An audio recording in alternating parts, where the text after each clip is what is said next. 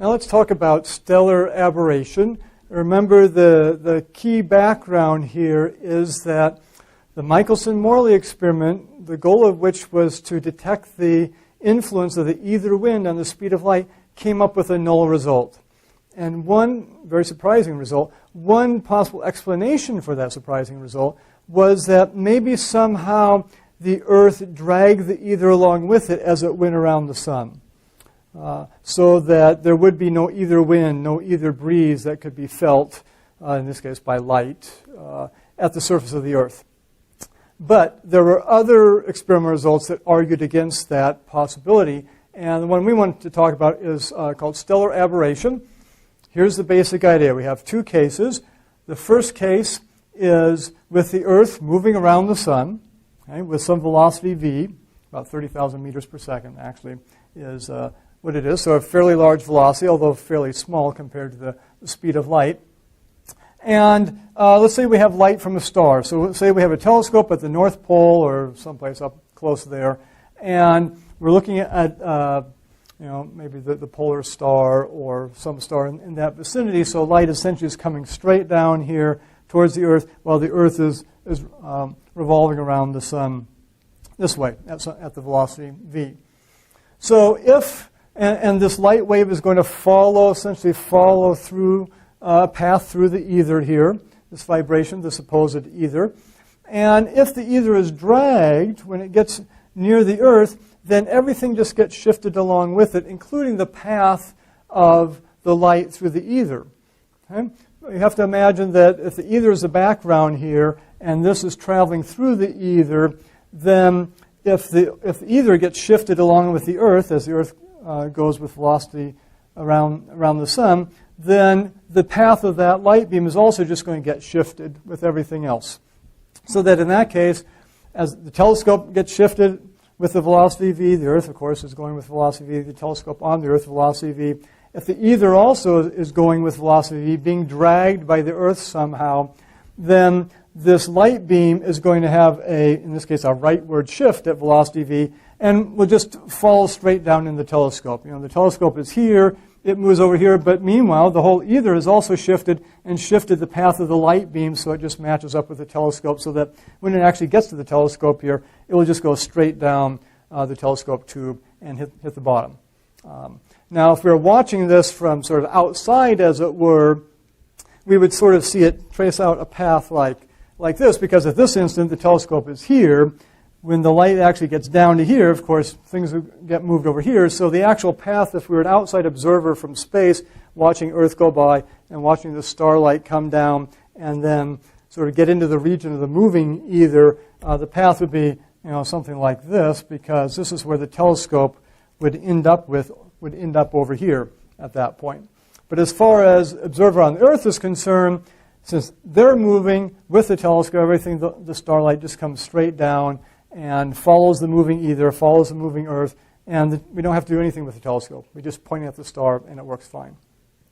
Well, what a person named James Bradley found out all the way back in the 1720s, he was an astronomer, and what he actually was trying to do was determine the distance to stars using an effect known as parallax, that if you take a measurement of a position of a star, say in June, and then wait till the Earth has gone 6 months around the sun to December, say, and take a picture of the same star, it should shift slightly because, first you're over here, and then you're over here, and the star's up there. If you take the photographs, maybe there'll be a slight shift in the direction of it. Turns out, actually, the stars are too far away to be detected that way in terms of the equipment that Bradley had. But what he did find was that, yes, you do actually have to shift your telescope slightly at a slight angle to catch the starlight coming down properly. And so that's case 2 here that we're going to explain, where we're assuming the ether is not being dragged by the Earth. Okay, so in this case, here's the star again, here's Earth. Earth moving that way, the telescope moving that way as well. Since there's no ether drag here, the ether is not moving with the Earth, so the path of the starlight is just going to be straight down here. It's going to end up right at that spot. But by the time it gets to that spot, Earth has already moved over here.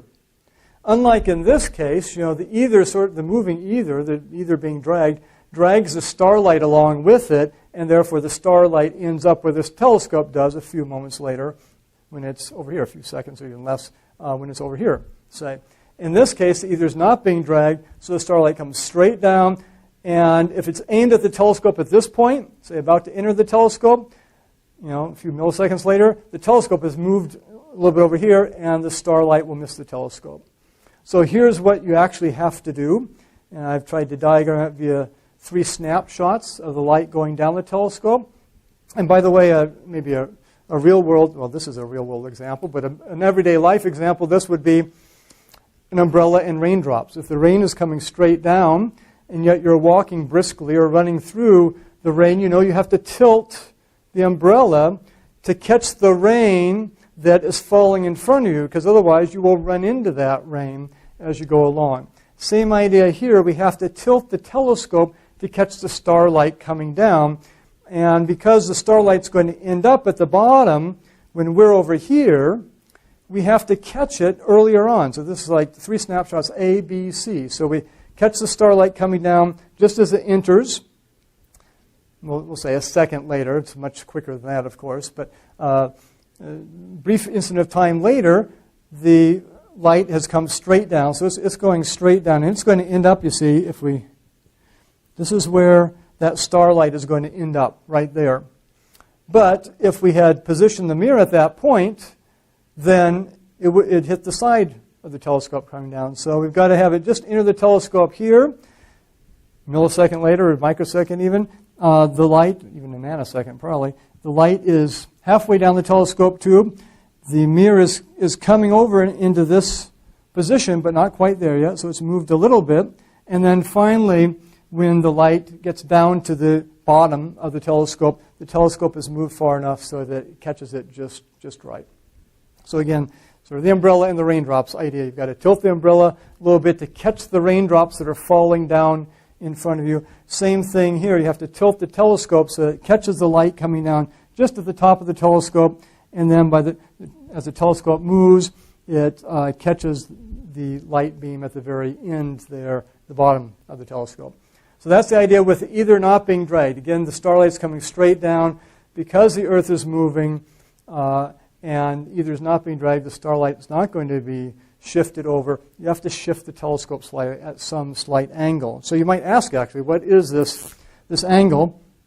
You can call this angle right here alpha. So that's the angle of tilt. You can do an analysis. It's not that difficult. We won't do it. We'll just state the result. Turns out that alpha more or less goes like the velocity of Earth. So we'll say v Earth here around the sun. So again, about 30,000 meters per second, divided by the speed of light, which is 300 million meters per second. I think that's a difference of about 10,000 times there, or something like that, if I did that correctly. But a small number. So alpha turns out to be actually about 0.012 degrees. I think I got the right number of zeros in there. Very small angle. So this is greatly exaggerated here. It's just a slight tilt in the telescope in this situation. But it was clear evidence that the ether was not dragged at the surface of the Earth. So then you had a problem. You had experiments like stellar aberration and some other results too that indicated there was no ether drag at the surface of the Earth. And then you had experiments like the Michelson-Morley experiment that was showing no ether wind at the surface of the Earth. Therefore, how do you explain that? Well, maybe ether drag, and yet it can't be drag because you have experiments like this as well.